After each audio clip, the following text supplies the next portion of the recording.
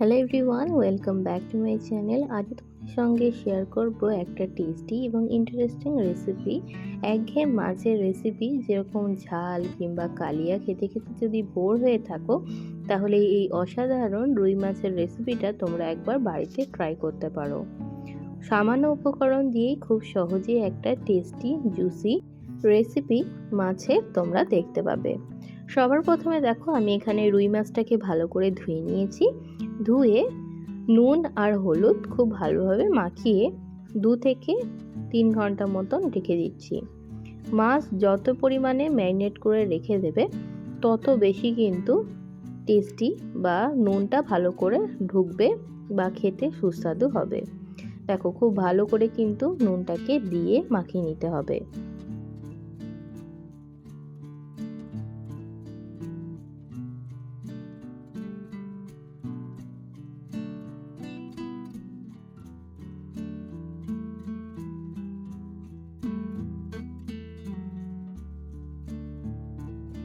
এবার খানিকক্ষণ রেস্টে দেওয়ার পর বেশ খানিকটা পাতিলেবুর রস ওপর থেকে ছড়িয়ে দেবো, যাতে কোনো রকম আষ্টে গন্ধ না বের হয়।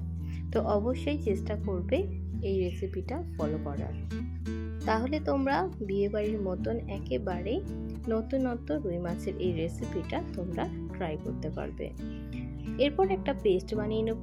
তার জন্য লাগবে কাজু, মৌরি আর গোলমরিচ, আর তার সঙ্গে দিয়ে দেবো 1 চামচ মতন পোস্ত। যদি তোমাদের কাছে পোস্ত অ্যাভেলেবেল না থাকে, তোমরা এখানে দিতে পারো চালমগজ।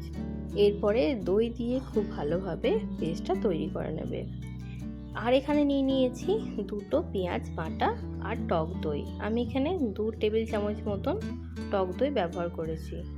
এরপরে দেখো, নিয়ে নিলাম কড়াইতে বেশ খানিকটা সর্ষের তেল। সর্ষের তেলটা দিয়ে খুব ভালোভাবে মাছটাকে ভেজে নিতে হবে।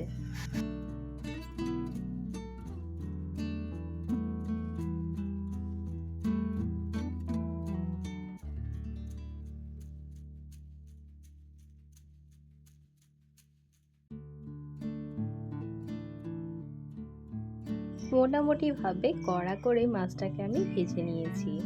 আর অবশ্যই কিন্তু লেবুর রসটা অবশ্যই ব্যবহার করবে, সঙ্গে চিনি আর হলুদ।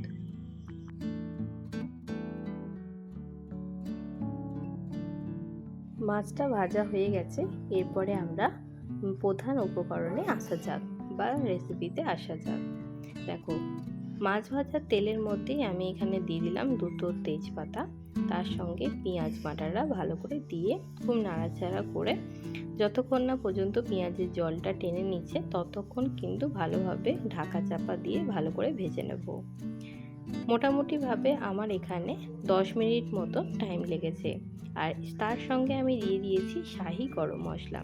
শাহি গরম মশলা, যেহেতু গোটা গরম মশলাও দেওয়া যায়, আমার কাছে অ্যাভেলেবেল ছিল না, তাই জন্য আমি এখানে শাহি গরম মশলা ব্যবহার করেছি। নাড়াচাড়া করে নিয়ে খুব ভালোভাবে আমি এখানে দিয়ে দেবো আদা রসুন আর কাঁচা লঙ্কার পেস্ট।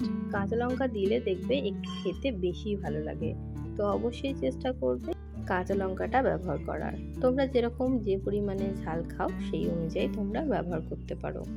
দেখো, ভালোভাবে নাড়াচাড়া করে একে একে সমস্ত উপকরণ কিন্তু দিয়ে দিচ্ছি।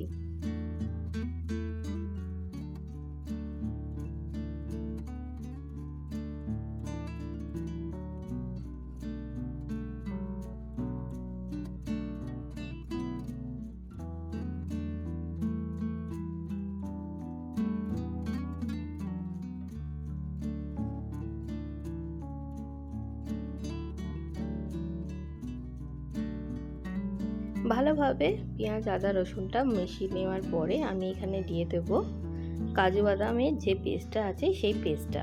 এটা কিন্তু একদম দিতেই হবে এই নতুনত্ব রেসিপির ক্ষেত্রে।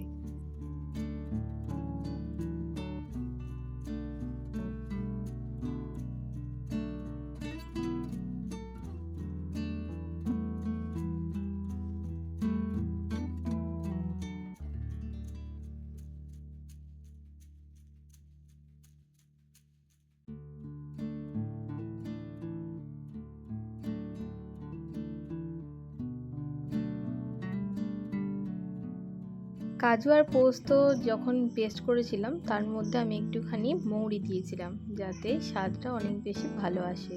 তোমরাও কিন্তু অবশ্যই একবার দিয়ে দেখবে। এবারে স্বাদ অনুযায়ী নুনটা দিয়ে সামান্য চিনিটা ব্যালেন্স করার জন্য যেরকম বেসিক মশলাগুলো, হলুদ গুঁড়ো, লঙ্কার গুঁড়ো, জিরে গুঁড়ো, ধনে গুঁড়ো, এগুলো সব কটাই আমি ব্যবহার করেছি।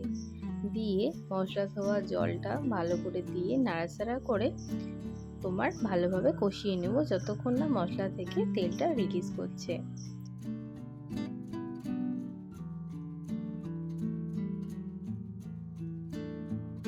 মশলা থেকে তেলটা রিলিজ করার আগে আমি একটা উপকরণ দেব, সেটা হচ্ছে মেইন উপকরণ, সেটা হলো টক দই। আমি এখানে ফ্যাটানো টক দই ব্যবহার করেছি 2 টেবিল চামচ। অবশ্যই কিন্তু এর থেকে বেশি ইউজ করলে কিন্তু তোমার টক ভাবটা চলে আসবে। তো এরপরে ভালোভাবে জল না দিয়ে আমরা কষিয়ে নেব। কষিয়ে নেওয়ার পরে ভেজে রাখা মাছগুলোকে দিয়ে ঢাকা দিয়ে প্রায় 5 মিনিট মতন লো ফ্লেমে ফুটিয়ে নেব। তো তাহলেই একদম তৈরি হয়ে যাবে আমাদের এই রুই মাছের একটা অসাধারণ রেসিপি। উপর থেকে গরম মশলা ছড়িয়ে অবশ্যই গরম গরম ভাতের সঙ্গে একবার ট্রাই করতে পারো। আজকের রেসিপিটা যদি ভালো লেগে থাকে অবশ্যই আমার চ্যানেলটাকে সাবস্ক্রাইব করে এরকম নতুন নতুন ভিডিও দেখার জন্য অবশ্যই আমার চ্যানেলটাকে ফলো করো। আজকের জন্য এইটুকুনি, আবারও অন্য কোনো ভিডিও নিয়ে হাজির হব। ততক্ষণ সবাই ভালো থাকবেন, সুস্থ থাকবেন। বাই।